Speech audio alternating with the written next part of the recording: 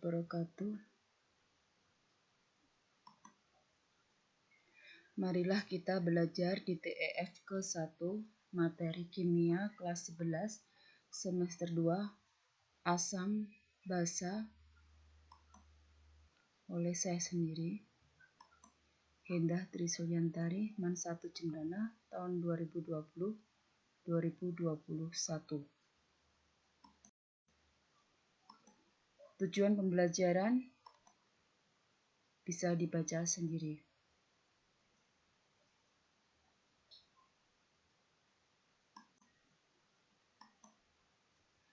Teori asam basa menurut Arrhenius. Asam adalah zat atau spesies yang dalam air bisa melepaskan ion H+. Contohnya HF. HF itu di dalam air terionisasi menjadi ion H+ dan F-. H2S. Dalam air terionisasi jadi ion H+ sebanyak 2 dan ion S2-. H3PO3 di dalam air terionisasi menjadi 3 ion H+ dan PO3 3-. Basa adalah zat yang dalam air akan melepaskan ion OH-. Contohnya NaOH kalau kita larutkan ke dalam air akan melepaskan ion Na positif dan OH-. OH- inilah yang menunjukkan sifat basa. CaOH 2 kali di dalam air akan terionisasi menjadi Ca2+ dan 2OH-. AlOH 3 kali di dalam air akan terionisasi menjadi Al3+ dan 3OH-. Teori asam basa Arrhenius hanya berlaku jika senyawa yang terlibat dalam reaksi harus dalam bentuk larutan. Jadi selain larutan tidak bisa bereaksi. Pelarutnya hanya tergantung pelarut air. Yang ketiga, suatu senyawa dikatakan bersifat asam jika dalam larutannya akan menghasilkan ion H+, sedangkan suatu senyawa dikatakan bersifat basa jika dalam larutannya bisa melepaskan ion OH-.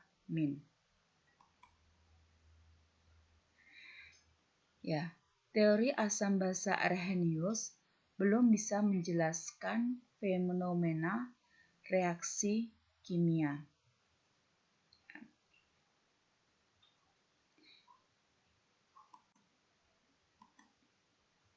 Teori asam basa menurut Bronsted-Lowry. Asam adalah spesies yang memberikan proton atau donor proton.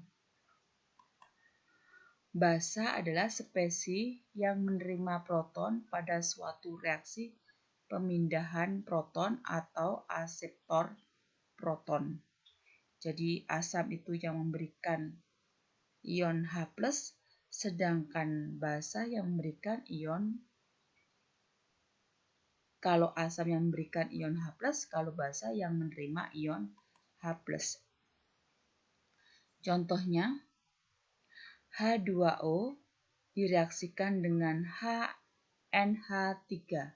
H2O direaksikan dengan NH3 menghasilkan NH4+ dan OH-. H2O ini akan terionisasi menjadi ion H+ dan OH-.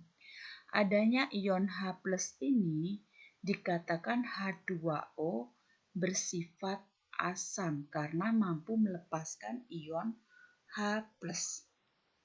Ion H+ yang ada di dalam H2O ini akan bereaksi dengan NH3 sehingga NH3 dibilang bersifat basa. Sedangkan bagaimana sifat NH4+ dan OH-? NH4+ itu asalnya dari H positif, ion H+ bertemu dengan NH3. Nah, berubah menjadi NH4+. Karena NH3 bereaksi dengan ion H+ menjadi NH4 positif, maka sifat dari NH4 positif adalah asam konjugasi. Sedangkan OH- ini ya, OH- ini akan bereaksi dengan ion H+. Karena itu OH- ini asalnya kan dari H2O juga ya. OH- ini dibilang sebagai basa konjugasi. Nah, perhatikan baik-baik. Mana pasangan asam basa konjugasi? Asam basa konjugasi itu pasangannya asam dengan basa konjugasinya, basa dengan asam konjugasinya. Ini konjugasi ya. Sehingga pasangan asam basa konjugasi adalah H2O berpasangan dengan OH-, sedangkan NH3 berpasangan dengan NH4 positif.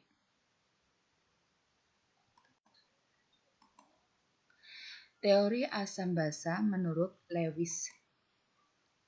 Asam, atau dikenal dengan istilah asam Lewis ya, adalah yang menerima atau akseptor pasangan elektron.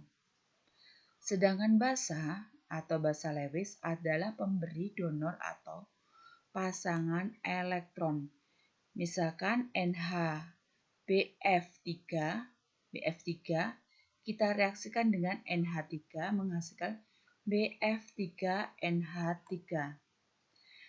Ingat, H adalah golongan 1A, elektron valensi H adalah 1, N golongan 5A, elektron valensinya 5. B golongan 3A, elektron valensinya 3. F golongan 7A, elektron valensinya 7. Kita buat rumus Lewis.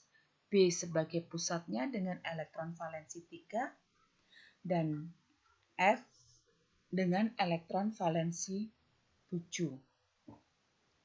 Ingat rumus Lewis, aturan oktav, jadi stabil itu kalau oktav itu 8, kalau duplet 2. Jadi B ini stabilnya dengan, kalau B ini, jika dilihat B ini 1, 2, 3, 4, 5, 6, elektronnya kalau sudah bergandengan dengan F, itu jumlahnya 6. Ini belum memenuhi aturan oktav. Oktav kan 8. Nah, bereaksi dengan NH3. NH3 dengan N pusatnya, elektron valensinya 5. Di sini N masih memiliki kelebihan elektron sunyi sebanyak 2 yang tidak berpasangan. Sedangkan B tidak memiliki elektron. Kalau dia bergabung bisa membentuk ya, B bergabung dengan NH3, BF3 bergabung dengan BF3.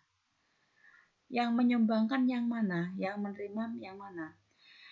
BF3 ini kekurangan elektron, pasti dia akan menerima elektron dari NH3. Makanya BF3 bersifat asam Lewis. Asam ya. NH3 karena memiliki elektron sunyi, elektron bebas sebanyak 2. Ini akan mendonorkan ke B, makanya dia disebut basa Lewis.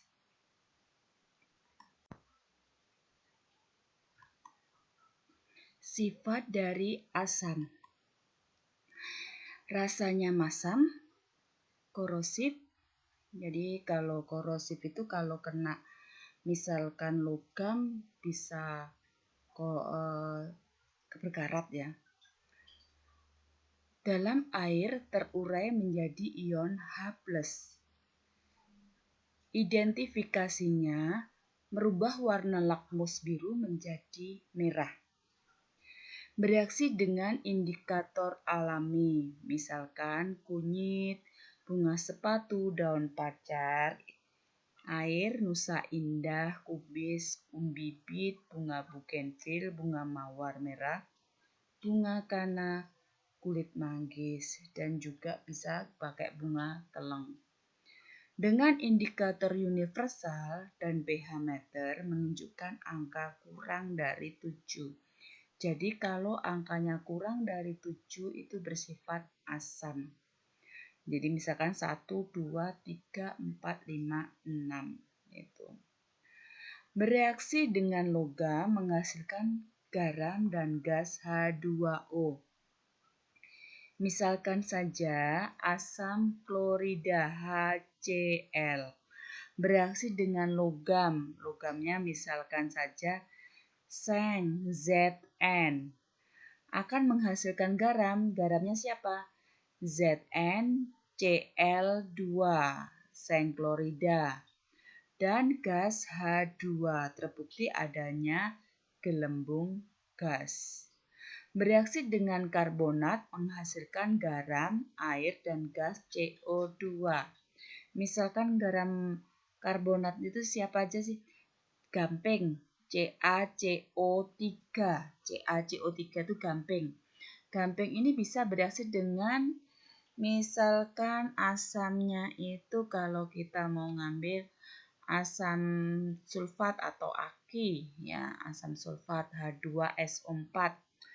CaCO3 bereaksi dengan asam sulfat H2SO4. Hasilnya garamnya apa? CaSO4, kalsium sulfat, dan H2O, dan gas CO2, karbon dioksida. Yang terakhir, bereaksi dengan basa menghasilkan garam dan air. Misalkan saja kita mau membuat manisan. Nah, di rumah kita bikin manisan dari belimbing wuluh ya. Belimbing wuluh itu sifatnya asam sitrat kebanyakannya, sitrun. Dia bereaksi dikasih garam sama dia kadang-kadang kita kasih sama basanya itu adalah air kapur, CaOH 2 kalinya. Jadi belimbing wuluh ya, untuk menghilangkan rasa masam di belimbing wuluh tadi kita tambahin basa yaitu air kapur CaOH 2 kali. Jadi asam sitrat ketemu dengan kalsium hidroksida akan menghasilkan garam dan air. Garamnya siapa? Ca ya, tadi asam sitrat ya. Berarti kalsium sitrat ya, dan H2O air. Sifat basa, rasanya pahit. Nah, jika kena kulit licin, jadi misalkan sabun itu kan kalau kena kulit licin ya, bersifat kaustik. Kaustik bisa merusak kulit. Misalkan soda api itu kan merusak kulit itu. Berbahaya. Identifikasinya merubah warna lakmus merah menjadi biru. Sama dengan sifatnya asam, sifat basa itu diidentifikasi bisa bereaksi dengan indikator alami kunyit, bunga sepatu, daun pacar, air, nusa indah, kubis, umbibit, bunga bugenvil, bunga mawar merah, bunga kana, kulit manggis, maupun teleng. Dengan indikator universal dan pH meter menunjukkan angka lebih dari 7. Jadi angkanya lebih dari 7, misalkan 8, 9, 10, 11, 12, 13, dan 14. Ingat batasnya dari angka 1 sampai 14. Angka 7 adalah bersifat netral. Jadi pH 7 itu netral. Dalam air terionisasi menjadi ion logam dan ion OH-. Misalkan saja NaOH, natrium hidroksida. Kalau kita larutkan ke dalam air, dia akan terubah menjadi ion OH- dan ion Na+. Karena kebanyakan basa itu golongan dari logam ketemu ion OH-, logam golongan 1A atau 2A. Bereaksi dengan asam menghasilkan garam dan air. Sama, basa bisa bereaksi dengan asam.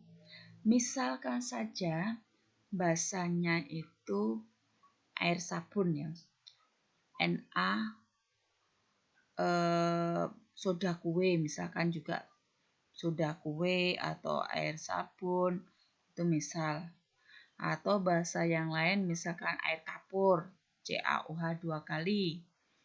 Nah, misalkan saja kita ini pakai soda kue ya. Soda kue, kalau soda kue itu sifatnya garam. Kalau yang air kapur itu bersifat basa. Misalkan saja bereaksi dengan asam menghasilkan garam dan air. Basanya kita ambil aja natrium hidroksida. Natrium hidroksida NaOH dengan asamnya misalkan HCl, asam klorida. NaOH ditambah HCl jadi NaCl, garam kan NaCl, garam dapur, dan air H2O. Yang selanjutnya sifat basa itu bereaksi dengan garam menghasilkan garam dan air. Basa juga bisa bereaksi dengan garam. Ya, garamnya bagaimana? Ya garam yang banyakan garam itu banyakan berasal dari asam tambah basa. Misalkan saja basanya itu CaOH 2 kali. Kita reaksikan dengan garamnya itu K2SO4. K2SO4 garamnya. CaOH 2 kali jadi ketemu sama K2SO4. Jadi CaSO4 dan air H2O.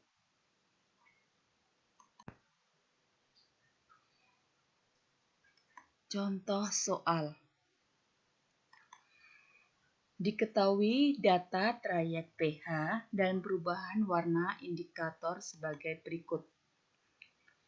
Indikator metil jingga warnanya merah sampai kuning, trayek pH-nya 3,1 sampai 4,4. Artinya di bawah 3,1 warnanya merah, di atas 4,4 warnanya kuning, dan di antara 3,1 sampai 4,4 berwarna jingga. Dari merah ke kuning adalah jingga.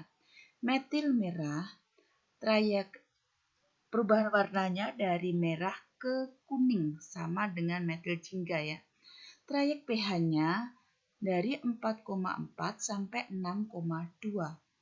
Jadi di bawah 4,4 warnanya merah, di atas 6,2 warnanya kuning, dan di antara 4,4 sampai 6,2 berwarna jingga. Brom timul biru, dari kuning ke biru. Artinya trayek pH-nya adalah antara 6,0 sampai 7,6. Di bawah 6,0 warnanya kuning, di atas 7,6 berwarna biru. Di antara 6 sampai 7,6 adalah dari kuning ke biru, campuran kuning ke biru adalah warna hijau. Fenolphthalein, dari tidak berwarna sampai warnanya merah. Trayek pH-nya 8,3 sampai 10. Di bawah 8,3 tidak berwarna, Di atas angka 10 warnanya merah. Di antara 8,3 sampai 10 warnanya pink. Pertanyaannya, jika pH larutan asam sebesar 4,2, tentukan perubahan warna masing-masing indikator. Bagaimana pembahasannya? Kita buat aja garis. Dengan metil merah, metil jingga dulu ya. Dengan metil jingga, trayek pH metil jingga adalah 3,1 sampai 4,4 dari merah sampai kuning. Sekarang dengan metil merah. Trayek pH metil merah sama dengan batas maksimal dari metil jingga yaitu 4,4 sampai 6,2 dari merah ke kuning. Bromtimol biru, ya bromtimol biru itu adalah trayek pH-nya 6,0 sampai 7,6 dari kuning ke biru. Phenolphthalein, trayek pH-nya adalah 8,3 sampai 10 dari tidak berwarna sampai merah. Sekarang pertanyaannya pH-nya adalah 4,2. 4,2 itu dengan metil jingga berarti antara 3,1 sampai 4,4. Antara 3,1 sampai 4,4 adalah warna jingga. Nah, 4,2 dengan metil merah itu berada di bawah 4,4. Di bawah 4,4 tetap berwarna merah. Dengan bromtimol biru, pH 4,2 itu berada di bawah 6,0. Kalau dia berada di bawah 6,0, berarti warnanya kuning. Sedangkan dengan phenolphthalein 4,2 itu di bawahnya 8,3. Nah, kalau di bawah 8,3 tidak berwarna.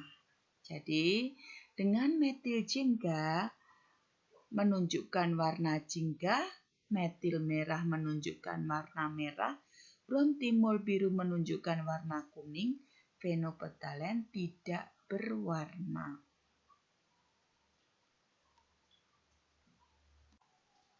Demikian saja yang dapat saya sampaikan. Selamat belajar, jangan lupa bahagia. Terima kasih.